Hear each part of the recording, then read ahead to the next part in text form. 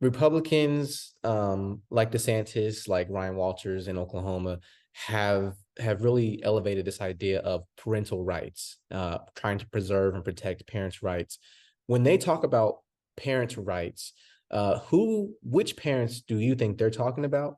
And if you were to become the next Florida governor, which parents' rights would you be protecting? I'm so happy you asked that question because as we've been talking about parental rights for the past 2 years, I've constantly asked the question, which parents? Hmm. Which parents are we talking about? Are we talking about the LGBTQ parent? Are we talking about the parent with the child with unique abilities? Are we talking about the indigenous parent? What parent are we actually talking about? Because parental rights should be inclusive of everyone.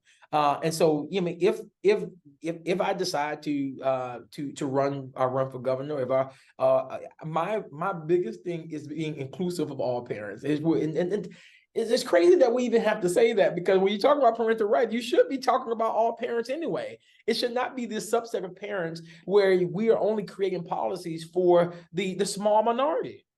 When the majority of parents really just want to raise their children in a state, in a society where their children is loved, where their children are protected. While we're trying to protect children from woke, we need to be trying to protect children from guns.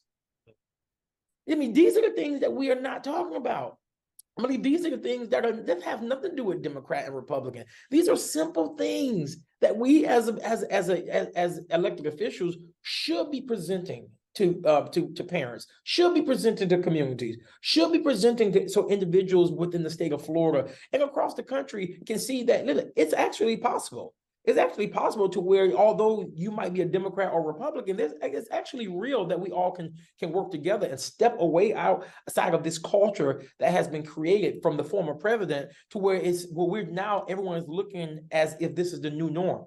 It doesn't have to be the new norm. I refuse to accept it, especially if I'm going to live here in the state. I'm not going to sit here and accept that this is the new norm, because